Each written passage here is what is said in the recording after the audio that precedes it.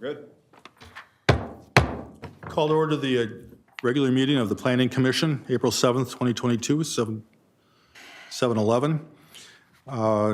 First order is call to order, and then Pledge of Allegiance, please.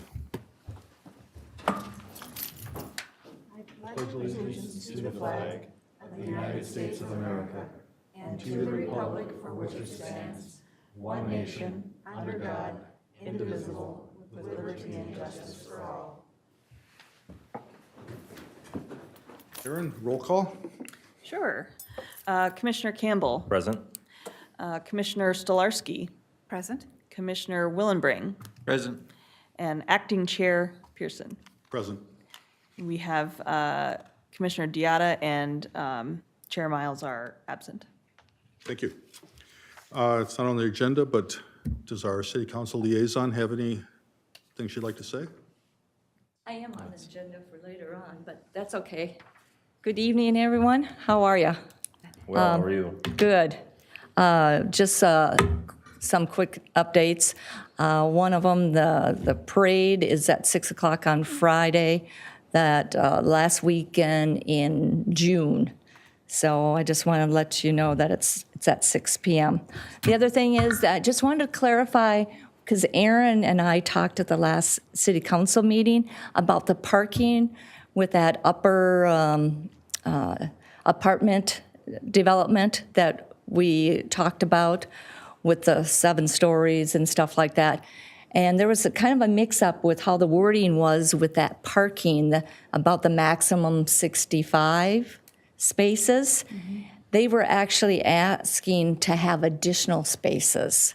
So they were asking for 62 additional spaces, so that passed. So I just wanted to clarify, because I think some of us misunderstood that they were really asking for less, and they were really asking for more because of the restaurant and everything else, I believe. Right, Aaron? Yes, right. So anyway, I just wanted to clarify that. Is there anything else that I can answer any questions for you guys? Thank you very much. If not, we'll talk to you later. Thank you. Okay. Next up is the approval of minutes. The first one is January 6th, 2022. Does anyone have any corrections or notes on that? Nope. Okay, then we'll take them both together. March 3rd, anyone have any comments or corrections on that? Nope. If I can have a motion to accept as presented. I will make a motion. Second. All those in favor? Aye. Aye. All those opposed? Thank you very much. First item of old business is a public hearing continuance on Iglesia Rios de Agua, Viva, variance and site plan. Aaron, you have a report for that. Yes, I'll provide an updated report on this one before you continue the public hearing. The applicant has, based on feedback from the last Planning Commission meeting, they had submitted a revised variance request to use the Xfinity parking lot across the street, across Hamlet, for 22 additional spaces, but they would still require a variance for 15 fewer spaces than the ordinance requires. So that revised variance application was sent. Public notice was sent out. I did speak to a couple of people who had questions about that. I do have some breaking news on the parking situation. The applicant was informed today that Xfinity would not be a willing partner in sharing parking. And so but they have a revised way that the Canvas Health lot could be used. So I'm going to outline 3 options that the Planning Commission has tonight with regard to the parking variances. There were actually 2 that were filed, right? The first one, which was to have off-site parking more than 300 feet away. The second one was to reduce the number of spaces on the site. So after the applicant gives you some more information about how they might use the Canvas Health lot, which was their original request, you could approve that variance, which was the original one that they applied for. You could deny that one and approve this current variance, but it would actually be for 37 fewer parking spaces and not 15, because they can't use the 22 on the Xfinity lot. Your other option, if you're not comfortable with either one of those things, would be to deny both of those variances, which would require the applicant to come back with either fewer seats or a smaller building or whatever to make the parking work on the site. So keep that in mind, and the applicant will explain a little bit more about the situation. The other updates since the last meeting, with regard to screening for headlights, I want to point out make a correction to the staff report. There's some analysis on page 2 of the staff report that talks about how our ordinance states that the screening would be a maximum of 3 feet. Really, the correct ordinance section to look at for this is 25-152A, which relates to multifamily, commercial, and industrial site plan reviews. And that section says that you can build screening up to 10 feet tall. I'll let the applicant speak to this, but I believe they would like to build a 5-foot fence to make sure that there is no headlight pollution on any of the residential areas, but I'll let him confirm that. The plans have been revised to take care of the light levels at the property line that were over the limit. So that issue has been taken care of since the last meeting. And yeah, the rest of the conditions and the rest of the analysis are largely unchanged. I will point out that they did provide more engineering information for stormwater and retention and all of that. We left in the condition that it just needs to meet the watershed district requirements for improvements. And so if they are going to require more retention, then so be it. But the rest of the conditions are similar to the last meeting, and I'd be happy to answer any questions before you hear from the applicant. Okay. You're taking care of the one question that I had, so. Right. Anyone else have any questions for Aaron? So Aaron, I'm curious with Canvas Health, what kind of, do we require them to have an easement over that parking that's perpetual so that they can continue to use it? Because my concern is if we don't have something that's recorded, a new owner of Canvas Health can come in and say, yeah, we're going to cancel this agreement, and it's unrealistic of us to pull a CUP in the future for a however large, however many square feet building this is. Yeah, that's an excellent question. We can handle this in whatever way you feel comfortable. Right now, I believe they're talking about leasing those spaces, which, of course, as you said, could go away.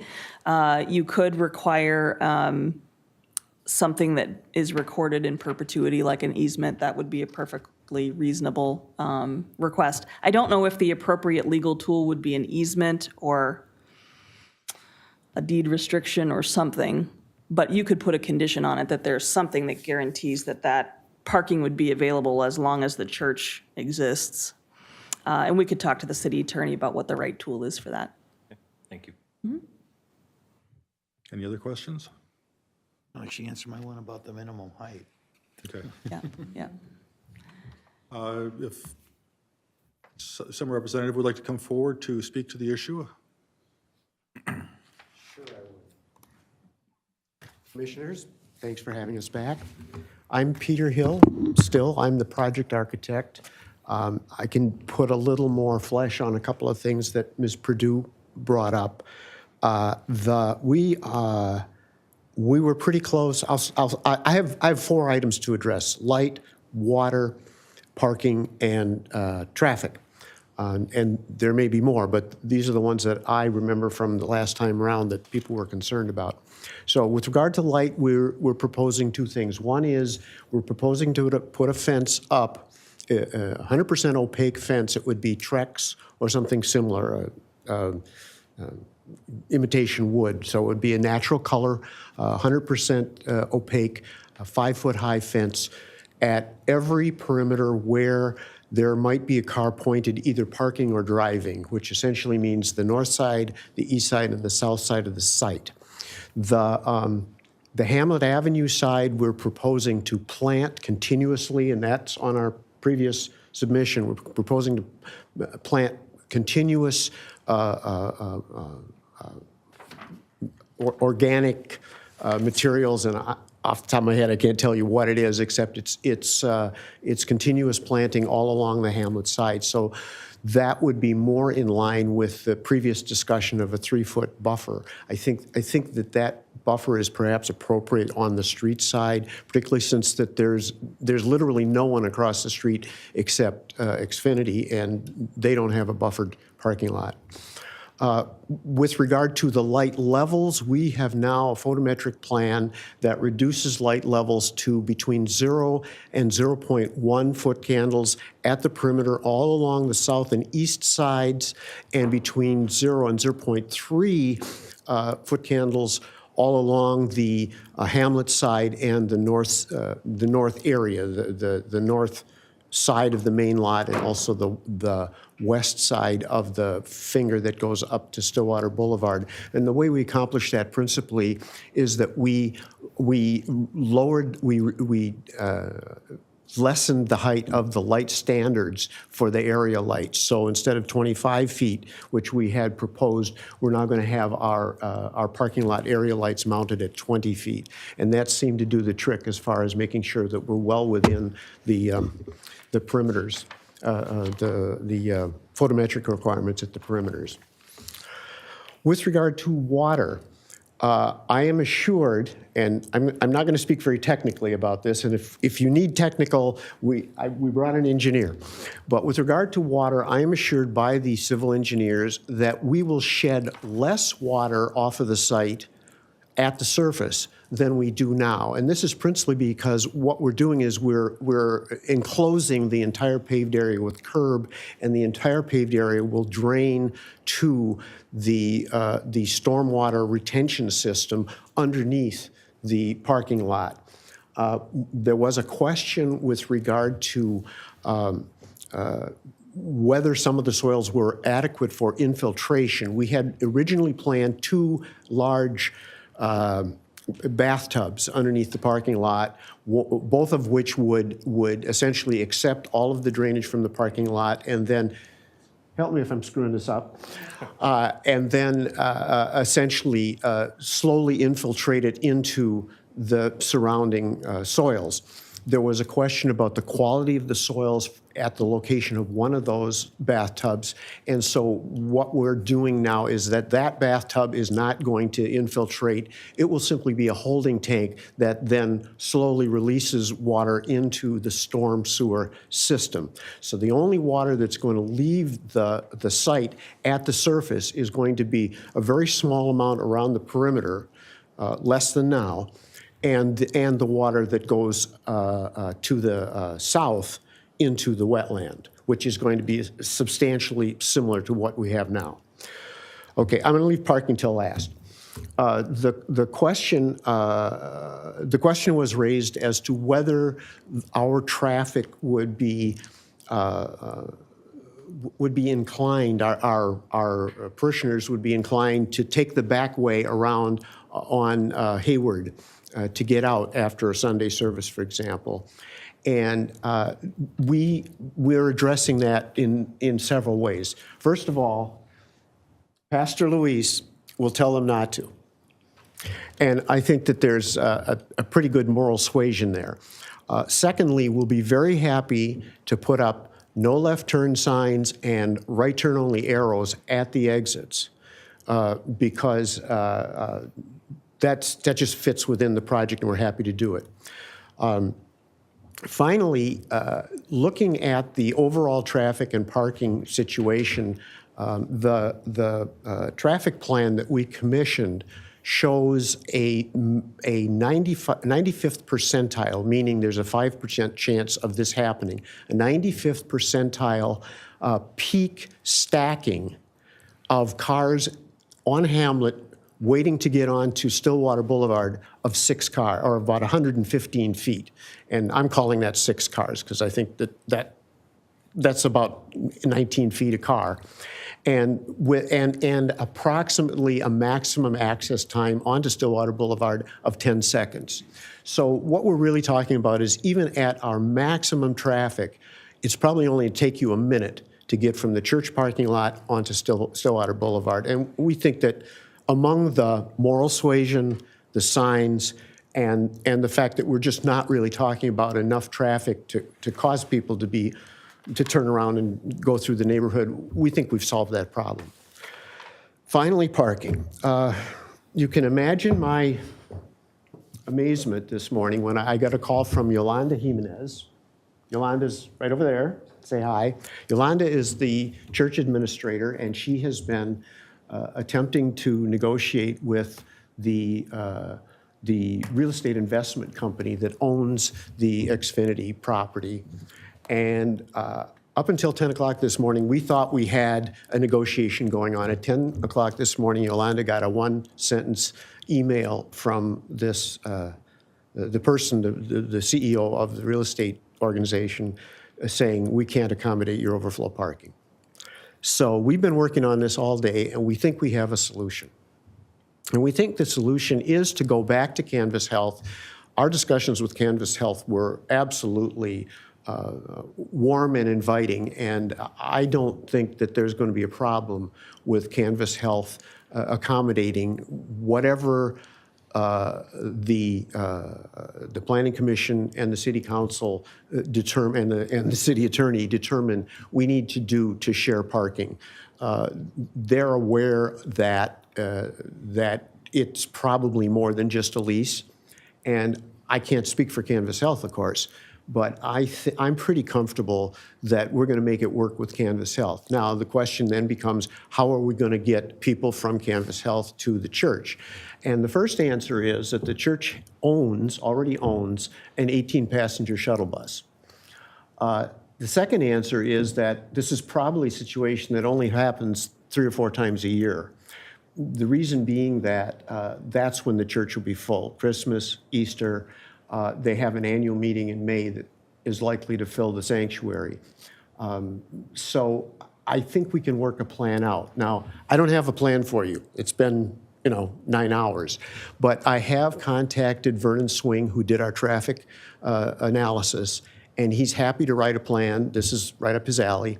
And I think we can promise you a good, solid, cover all the bases plan for essentially shuttling overflow people from Canvas Health to the church and back on those special occasions when we need to. So what else can I tell you?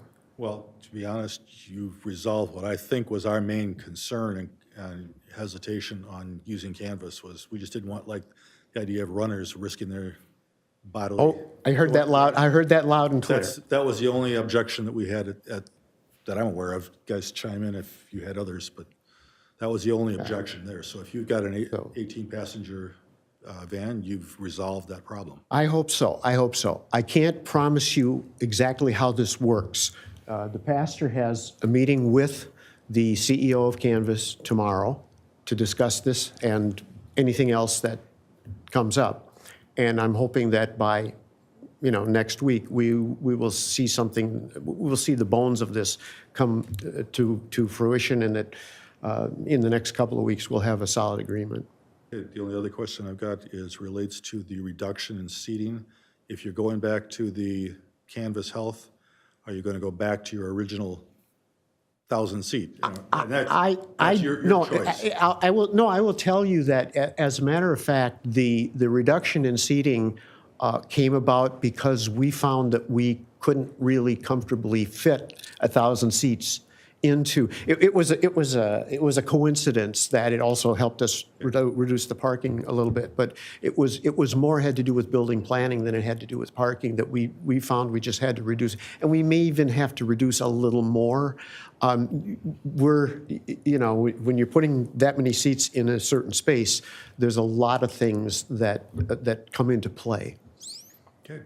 Anyone else have any questions for him? I guess I'm concerned why we're discussing this even with him if he's not really firm with the parking, with where he's going with, why we're even doing this today with him, because he's not really prepared for this. He's not really ready to go to have this go to the next step, because he's not really firm on everything that he has.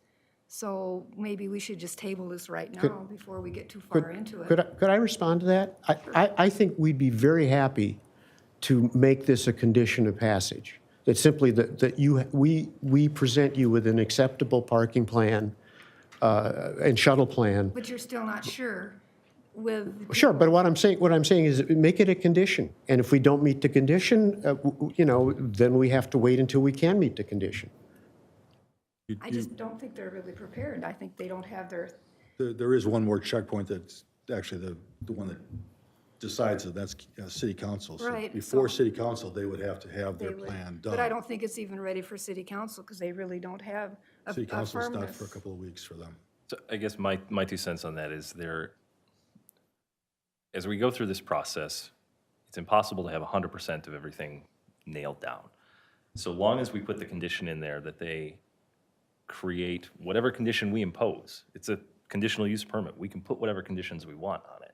So we can say, it's got to be a green van that seats 23 people that, we obviously wouldn't do that. But as long as we put those conditions in, they have to meet them before even if they go to council and get it approved, they still have to meet those conditions in order to move forward. But in theory, that works, but in reality, when the building's there and people are driving their cars and they're, it's not a real firm, we have nothing really firm here. The people that they're going to be leasing or renting or whatever they're going to be doing with across 494, they haven't got a real firmness with them. We haven't heard from them saying that they are actually going to let this all happen. We're just taking hearsay from this gentleman here. So Aaron, correct me if I'm wrong, though, if we place that condition, or Andy, you can answer this as well. If we place that condition, that I would argue that it needs to be a recordable document, that a lease isn't sufficient. It has to be something that's recorded that runs with the land in perpetuity as long as the church is there. But when they submit their building permit, it's going to come to planning. Planning is going to review these documents. They're going to review the conditions. They're going to ask to see, we want to see this recorded document to verify that you have met this condition. And if they've not met that condition, building won't release the building permit, and they would not be able to move forward with their project. That's correct. That's the case with all of the conditions, the watershed district permits, the Washington County permits, all of that, so, yeah. So even if they don't have this plan done before it goes before city council, there's still another layer of check, which is we don't issue any permits until it's done. There's an awful lot of loose ends here. This was just what I guess I'm saying. And I just don't think it's right we don't usually do that. Usually all the loose ends are done and that's when it goes to city council. These are all taken care of. And they aren't, it's nothing, there's not a lot of firmness here on any of this stuff. And I think that the city council won't appreciate that either. I think they're going to say the same thing. Well, we really don't have a solid plan here. So I just think that they're just not really ready yet. They want to be, but it doesn't sound like they are. And As Lee, I read it, though, point 5 of your conditions is what covers the basically parking management plan. So point 5 says require the preparation of a parking management plan to be attached as a condition to the CUP. So they have to meet that. It doesn't say whether it was Xfinity or Canvas, busing. I would also argue, though, that I hear what you're saying, and I think there's some good points there, but there was a few meetings back where United Properties was here on another project, and it was a similar situation. There was work that they had to go do, and sorry to drag you into this, but there was some remaining work that they still needed to work out with staff. And in order to continue moving the process forward and not stall it out, we sent it forward, and I believe one of the conditions was, you got to work this out with staff over the next 30 days before you get to council. Yeah, I understand the 90-day that we were supposed to have to get this done, but I just think that they just really don't have it together, and they need to go back and revise and have a more firm aspect of what they're actually trying to do here. And, that's just my opinion, so. So I guess a couple of things that I have. First, I'm disappointed that you didn't try to optimize this parking layout. I was pretty adamant and pretty clear at the last meeting that I think this is incredibly inefficient, and I think there's opportunity to get more parking on here. Yeah, I'd like to speak to that, but go ahead. Yeah. A couple of the other things that I notice on this plan, it looks like your main drive aisle's coming in, you've got it 25 feet, but you've got it marked as one way. If they're 25 feet wide, they're gonna operate as two-way traffic. So, I mean, presuming that these arrows are intended to be how people travel through, those should probably be two-way roads at 25 feet. Because I'm super cheap and I'm always trying to value engineer projects, you have a drive aisle that's 29.8. I think you should reduce that down to 25. There's no sense in paying for 4 feet of asphalt that you don't need to have. And then this Trex fence on the west, Plan West, I guess it's true north, that's up against a commercial property. I don't know that you need that there either. We You can put it in. It's just my suggestion. we took the literal concern, and if we can take that one out, I'm sure we will. I don't need those fences, but I think the neighbors would like them. Let me go back to the discussion about inefficiencies. You know, I'm not quite sure how we wound up with the 29-foot drive aisle. Because, yeah, I'd be happy to pull that back 4 feet. It doesn't gain us any parking places to do that, but, understood. I'd have to ask Robbie, and he's not here. But let me speak to the question of inefficiency. We have competing interests here, and we did overemphasize interests at the expense of other interests. And one of the competing interests here is that it wants to look nice.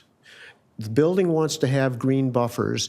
The parking lot wants to have green islands. And there is, in fact, a section of the zoning ordinance that requires a certain amount of green in. Now, we well overdid that. I recognize that. We overdid that. We looked at, yeah, there were probably another 6 or 8 parking places we could have cut in to these green spaces, and we made a determination not to do that.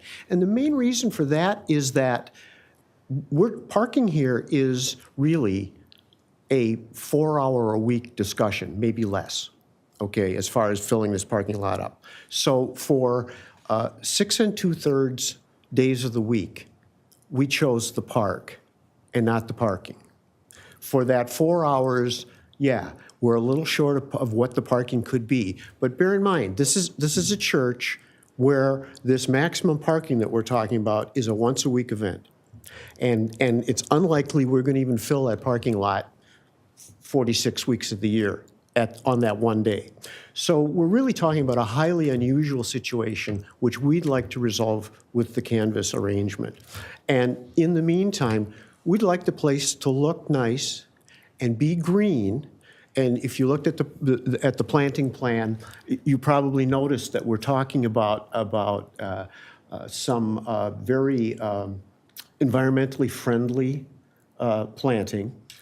We're going way beyond any of the requirements of the ordinance with regard to planting, with regard to trees. We're almost 20% over on tree planting. Where, as I said, we're 100% over on green islands in the parking area. And we did that with intent. That wasn't an accident. I think that 29 feet might be an accident. I honestly can't remember where that came from. But we did that with intent. And the intent was that this is a place that's as comfortable as we can make it in the neighborhood. You know, we're moving in, we're taking a lot that's all green right now, and we're going to put a lot of paving on it. But we didn't see the need for excess paving that's really not going to be used almost all the time. So that's the argument. Take it or leave it. You know, you may not agree, but that's where we're coming from. No, and I respect that, but you're right, I don't agree. I think when the city has a code that's one stall per four seats, and you have opportunity on site to maximize that. Mm-hmm. And when you're specifically told, hey, look at this, and nothing's done, that's frustrating. Well, And No, I nothing think was done there's- intentionally, and I apologize for interrupting you. You know, it was very much our intention to create a more park-like atmosphere. And I think you can still balance that. So I would still encourage you, regardless of what we vote on here and how we handle this tonight, I would still encourage you to work with your civil engineer and explore this. I think you can increase the on-site parking, still create that park-like experience, because I'm there with you, you know, you don't want a sea of asphalt. I get it. But, I mean, we're asking for a lot of off-site stalls, 15% here. So. Understood. You're asking us I hear you. to meet you in the middle, I'm asking you to meet us in the middle. I hear you, I hear you. So, my only other question is for staff. These driveways with the right turn onlys, has engineering reviewed that? Are they comfortable with the driveway separation and what that's going to look like with all those cars? Well, yes, engineering has reviewed it, and I didn't get any comments from them on that issue, so that's all I can say. And they saw it with the updated right turns? Yes. Okay.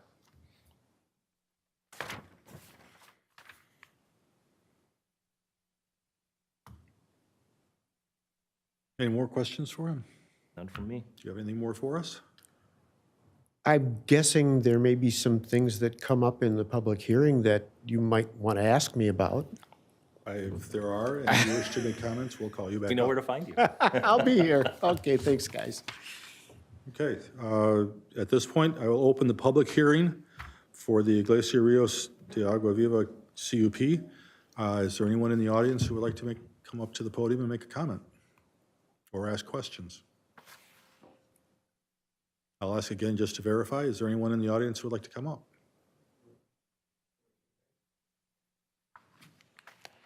I do. There's a piece of paper around there. If you could put your name and address on that. Sure.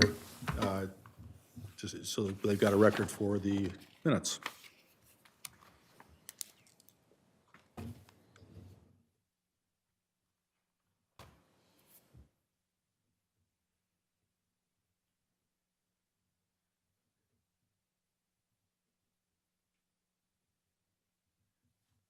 Okay, my name's Michael Scott. I live at 2813 Hamlet Avenue North.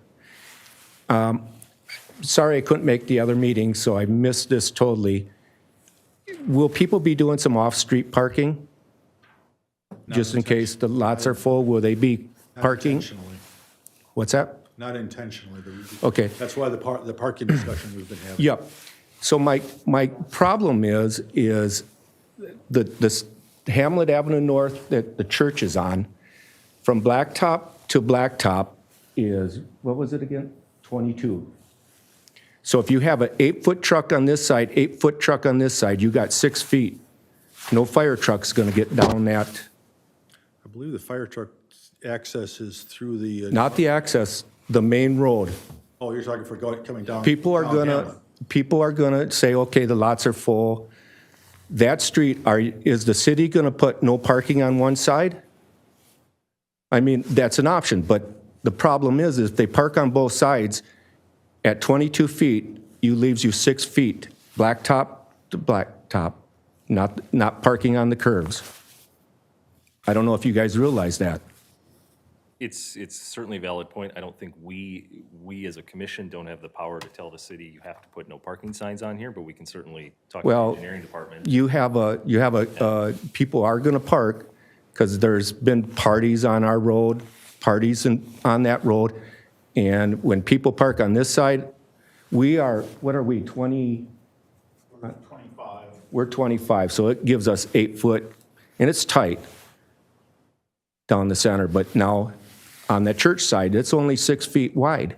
I believe that would be part of Brian Bachmeier's report, which we don't have, so I can't answer the question. Okay, I just want to make note of that you guys know that if there was a fire back there and a house fire back there, if people were parked on either side of that road, and not everybody parks all the way over, you can't get through there.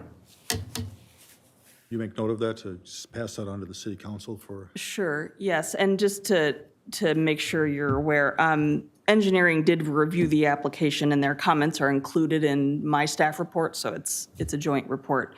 And fire also reviewed it, but I will bring this up to them and make sure they think about that, whether I mean, they it needs thought to be about posted. it sounds like they thought about the parking lot and getting in and out to the church, but Right. that road's too narrow if people do decide to do some off-street parking. And then, I guess the other question was. Could you speak into the microphone so it's recorded for the minutes? I guess the other question was, there was, the church was gonna be in session on Tuesday Tuesday and Sundays, and Sunday. Okay, so Tuesday, what time Tuesday? 7 to 8:30. In the evening? Yeah. Okay, that's fine. I was just concerned about mail, and our garbage route comes through in the morning. So if they were doing off-street parking, which they probably will on our side of the street, and plus down the other side of the street, you know, because it's going to be easy to park across the street and walk across. So that's my concern. Thank you. Is there anyone else who would like to come forward?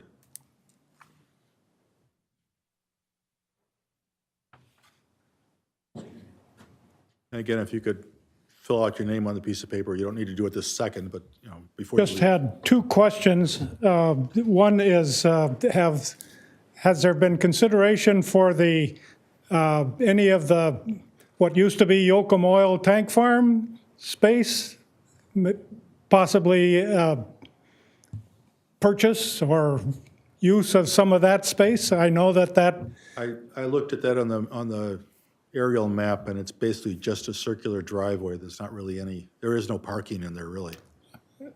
well, I know there's no parking available right now. It's just wondering if it's been considered as maybe being an expansion area into that, because I know that they're using it only for storage, basically now.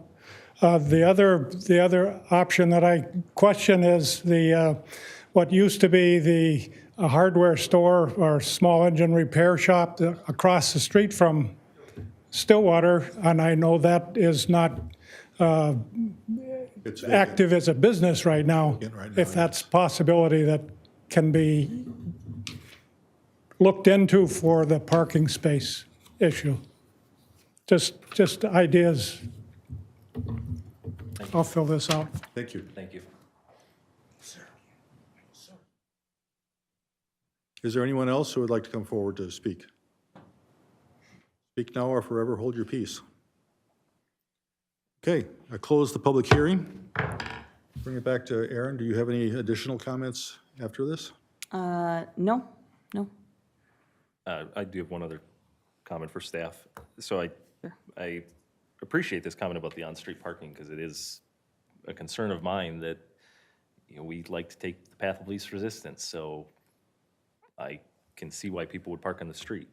What ability do we have to incorporate into our motion that engineering kind of reviews that and?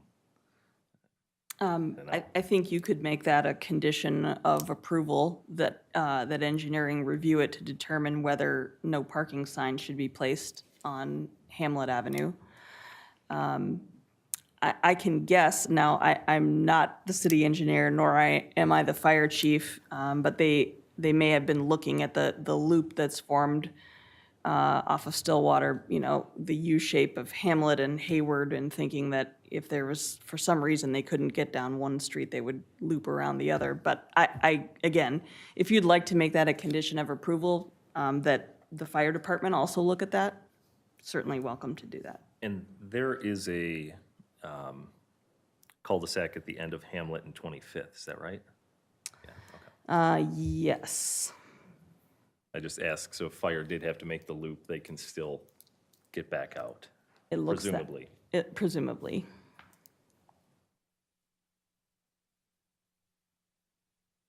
Anything else, Chris? Anyone else have any discussion? Good. Okay, I guess I'm looking for motions potentially up to 4, if you want to include that one you just added as a motion. And if, Well, I think it just falls under the CUP. So I guess I'll make a motion to recommend approval of the CUP for Iglesia Rios de Agua Viva Church, subject to conditions, adding 2 conditions. One, that a recordable document with whatever parking facility, co-business comes about, but it has to be recordable. And that fire and engineering specifically review on-street parking on Hamlet, and whether we need no parking signs. Second? Second. All those in favor? Oh, one other condition, can I change? Sorry. The variance is for 230 off-street stalls. If we're going back to canvas, I believe we should go back up to 245, the full amount. Just to clarify, so your first motion is only on the conditional use permit, so we will address that with the next motion. But if, when you get to the variance, there have been two, there are 2 variance applications. So if you're looking to approve the Canvas Health option, you would be approving a variance for off-site parking that is more than 300 feet from the site. Presumably, you'd include the condition about the parking plan. Just a point of clarification. You've stated it as it's a variance statement, but that's not in the 3 motions you've included in the report. Correct, because so that was the original variance. It would have been in the previous staff report as of today. So you would need to, we've got 2 variance applications. You need to deny one of them or deny both of them. And you would be approving one or the other, or none. They're not encompassed by the one that says motion to recommend approval of a variance to the on-site parking requirements for, No, that's so. just the reduction part. that you're Correct. talking- Okay. Correct. So yes, Commissioner Campbell, you're correct that you wouldn't be approving a variance for reduced parking on the site. Instead, you would be approving a variance to allow off-site parking more than 300 feet away, if that's the route you choose to go. And then after that, you would deny the variance to reduce on-site parking, which was what we thought we were going to discuss today. So where do my conditions go? Second one. Because now I'm confused. The CUP is Is just standalone, the CUP is for the church, for the church. and then we're doing the The other variances. variances. I for think parking. those 2 conditions seem to relate more to the parking issue, so you might want to put those with the variance. Either way, we'll get them. So let's try this again. Let's make a motion to recommend approval on the conditional use permit for Iglesia Rios de Agua Viva Church, subject to conditions. Okay. Second? Second. All those in favor? Aye. Aye. Aye. All those opposed? Opposed. Okay, the next one is the motion to approve the variance for the on-site parking requirements, the reduction in required parking spaces.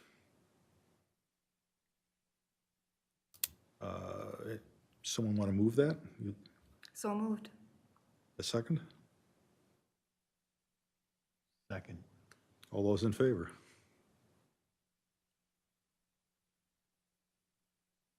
I'll vote in favor of it, but I believe it's going to be failing. All those opposed? Opposed. Nay. Okay. Hold on just a second. So I just want to clarify where we're at. So we have denied his parking variance, so they have to be at 245 stalls. Correct. Correct? All right.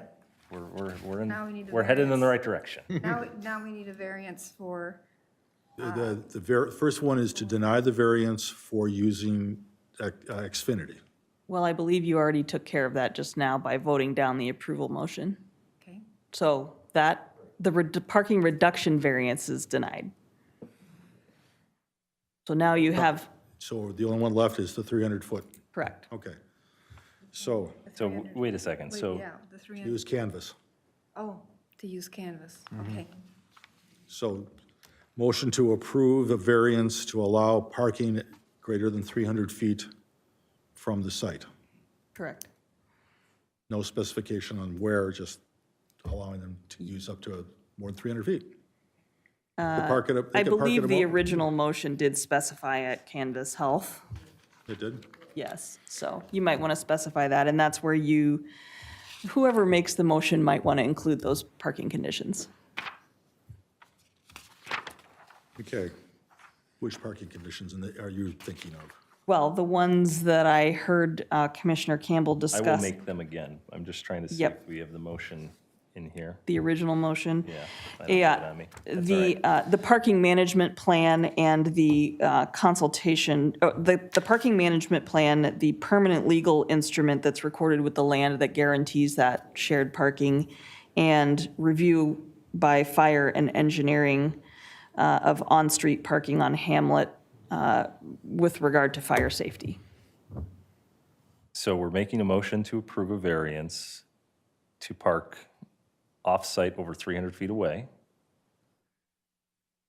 with a condition that a recordable document, at Canvas Health, with a condition that a recordable document is exercised and recorded, and that fire and engineering specifically review on-street parking and on Hamlet, and whether we need no parking signs there. So moved. That's got it. Second? Second. All those in favor? Aye. All those opposed? Nay.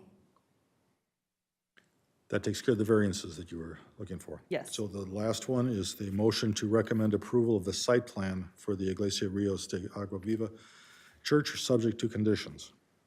And I don't believe there's any change in the conditions at this point, it's just that. Right. Do I hear someone to move that? So moved. Second? Second. All those in favor? Aye.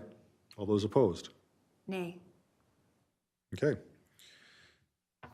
That concludes the hearing continuance. We'll move on to the next piece of business, which is the election of Planning Commission Chair and Vice Chair.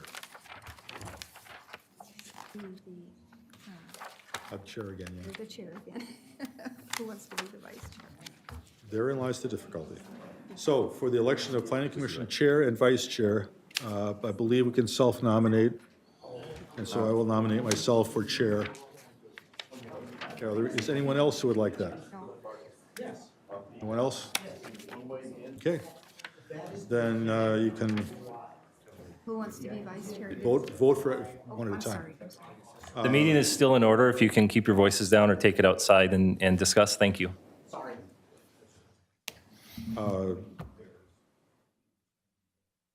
I think we can vote by You acclamation. called for nominations 3 times, right? Oh. I missed that part. We did not. Just, Okay, any other person wish to nominate themselves? Number 2. Number 3, anyone else wish to nominate themselves for Chair? No. No. Seeing none, I guess we approve by acclamation.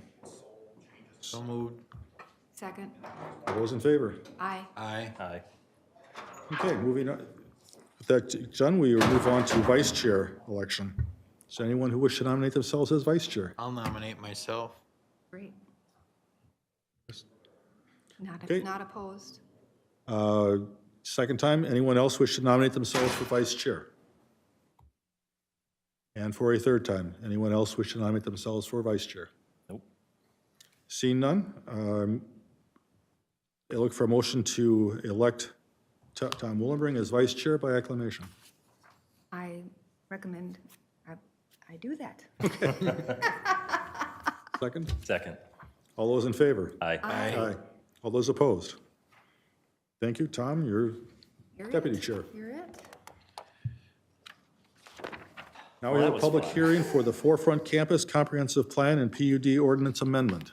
Erin, your report, please. Sure. This request, as Chair said, is for a comprehensive plan amendment and a amendment to the PUD to allow commercial and multifamily uses, so mixed use, on parcel C of the Forefront Office Campus. That is the parcel, there's an area map on the first page of your staff report, but that is the parcel right at the intersection of 34th Street North and High Point Drive north, so directly across the street from some of the commercial uses on 34th in the Oakdale marketplace. The reason that a comprehensive plan amendment is necessary is because this entire campus is shown on your future land use map as a business campus, which only allows office and industrial type uses. The mixed use designation, if we move to the mixed use designation, that would allow for commercial and residential uses on that parcel. They are not requesting reclassification of the entire park, just the one parcel that's the subject of the application. And so when you're thinking about whether or not an amendment like this is appropriate, we need to think about whether the proposed uses are compatible with the surrounding area, if that's an appropriate area for residential and commercial uses. They have not submitted any site plans for approval at this point, so that would come later. But they are thinking initially of about 300,000 square feet of mixed-use construction, and that may include up to what they're saying is about 175 units of high-density residential on that piece, along with some commercial stuff. From staff's perspective, this parcel is appropriate for mixed use, particularly because it will make it more consistent and relatable to the Oakdale Marketplace PUD, which is to the south. And with regard to looking at residential uses on this piece of property, the entire parcel is really well buffered from the forefront office campus and the future industrial building by wooded areas, stormwater ponds. So there isn't a concern that those uses will be incompatible. The visibility from 34th does make the site ideal for commercial use. It also moves the city towards its goals of increasing diversity of housing and providing housing in proximity to jobs. This would certainly be an opportunity for folks to potentially live and work in the same area. Another thing we should look at is whether or not both the transportation and the utilities can support the change in use. The city engineer did review that and determined that the transportation infrastructure is there for this kind of use, so there's no issue there. With regard to sewer, there would be an increase in sewer flow because of the residential primarily. Depending on what type of commercial use goes in there, maybe more. But according to the engineer's estimation, there may be a need for some installation of larger pipes to handle that additional capacity. There is a sewer capacity study ongoing right now. Pending the outcome of that study, the project owners may be required to pay a proportionate share of the cost of any pipe improvements that have to be done to accommodate the capacity. So that is a recommended condition of approval. A little bit more specific about what they're requesting in terms of uses. They're requesting on this parcel in the PUD ordinance that all permitted uses in the C2 community commercial and the limited business districts be allowed, as well as the R5 high-density residential uses. Specifically, they're also proposing to allow drive-ins and drive-through kiosks as well as supermarkets, which in staff's opinion are compatible with the forefront campus and the surrounding land use pattern there to the south. I'll point out that any future development of this parcel will be coming back before Planning Commission for site plan approval. So there will be an opportunity to carefully consider how the site is designed to ensure that there are appropriate transitions between uses and that we don't have any conflicts.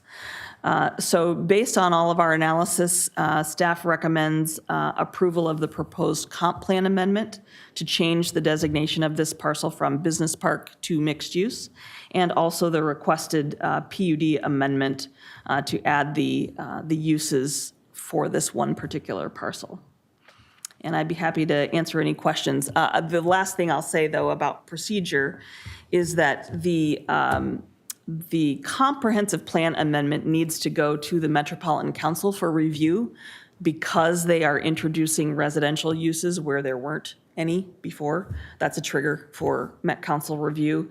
And so the action that City Council will take the first time around will be to approve this amendment to be sent to the Met Council for their review. So just so you know, there's one extra step in there. The PUD amendment can be approved by City Council. Okay. Anyone have any questions for Aaron? I've got one question. Sure. Draft ordinance, you've got a list of prohibited uses on this. Looks to me like you reached into a bag and threw up against the wall what you're gonna prohibit. I mean, there's not really a lot of relation to this, and I can see why some of these might be prohibited, but not all of them, and I'm wondering the reasoning behind all that. Well, that list of prohibited uses was actually proposed by the applicant, so Okay. I would ask that if you have, they're the ones that threw that out there, not staff. I mean, just looking at phonographs and the CDB wellness, and it's just, eh.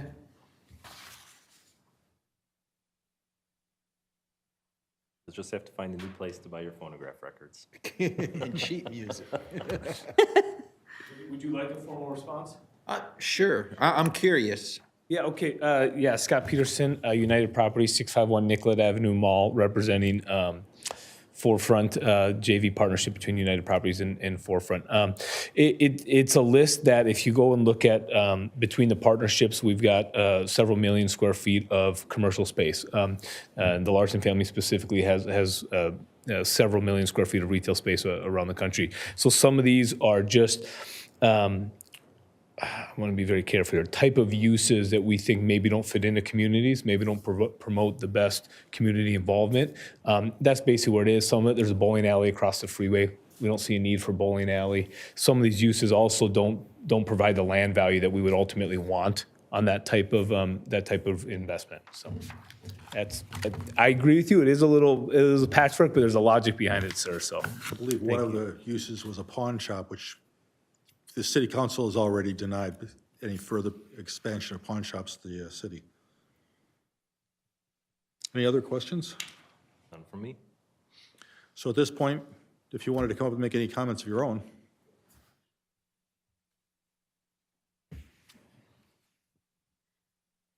Hi, good evening. Carrie Eggleston with United Properties. Thank you for having us this evening, and I was here on behalf of United Properties and available to answer any additional questions that you might have beyond what Scott just addressed. There were some pictures that were in there showing layout, wireform layouts of stores in there. I'm assuming that was just pretty pictures more than Yep, anything. that's a vision, a concept for the site for some of the retail uses. But it has no bearing really on the layout that you're planning on using. That's just an example set. Yep, that's to give context of sort of the vision that we'd be going for. Any questions from commissioners? None. Thank you very much. Okay, thank you. I guess at that moment, I would look for a motion. I will make a motion to recommend approval of a comprehensive plan amendment for the Forefront Campus, Parcel C, mixed-use and high-density housing development. Second. Wait a minute, I'm Wait a minute, sorry. I gotta finish it. I made a mistake. This is a public hearing, so I have to open and close the public hearing, even though there's no one in the audience for it. So open the public hearing for the Forefront Campus Comprehensive Plan and PUD Ordinance Amendment. If there are any in the audience who wish to make comments, please come forward. Seeing none, and I don't think it's worth doing three at this point, I close the public hearing. Okay. Now, I will make a motion to recommend approval of a comprehensive plan amendment for the Forefront Campus, Parcel C, mixed-use and high-density housing development. This approval is conditioned on the applicants paying their proportionate share of the cost associated with the increased sewer flow caused by this land use change. Second? Second. All those in favor? Aye. Aye. Any opposed? I look for the second motion. I will make make a motion to recommend approval of an amendment to the planned unit development for the Forefront campus to allow commercial, mixed-use, and high-density residential development on parcel C. Any second? Second. All those in favor? Aye. Aye. All those opposed? Thank you very much. Both motions passed. Move on to the third public hearing of the night, the electric vehicle ready ordinance. And who's going to be speaking to that? Shannon?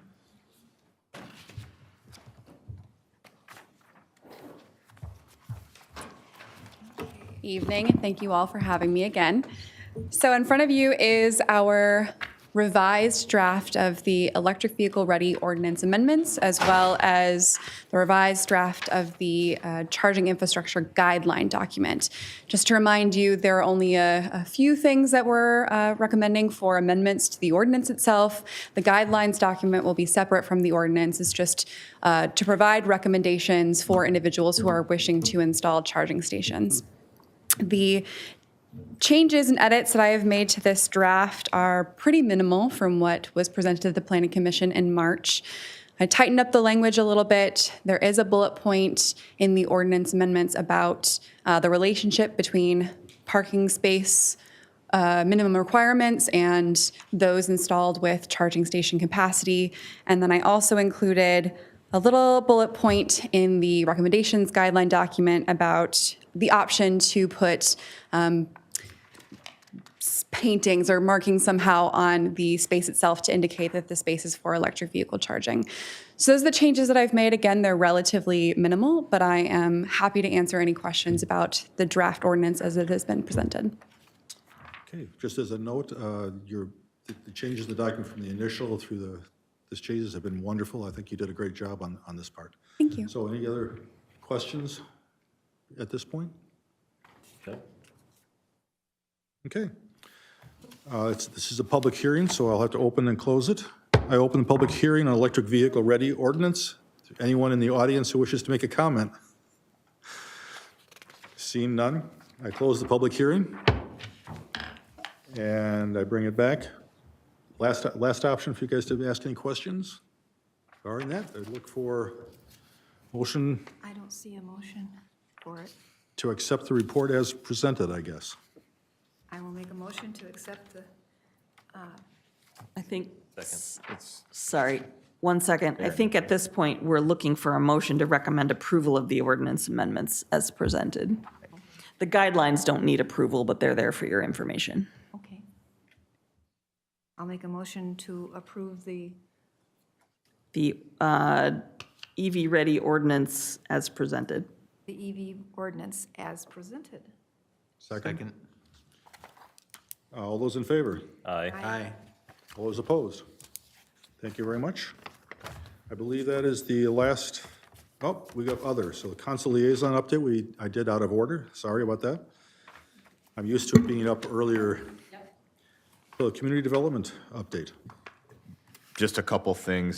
So there is the one vacancy on the Planning Commission. The city has gone out. There's vacancies on Environmental Management Commission as well, for those who might be listening, as well as the Economic Development Commission. We do have one applicant for the Planning Commission that will have an interview in front of council on April 26th. So and more applicants could come in, but that could help with some of the quorum issues too. Just having another member that we can get off to meetings, and that's pretty much all I kind of had for tonight. Thank you. Happy to take any questions. Any questions for Andy?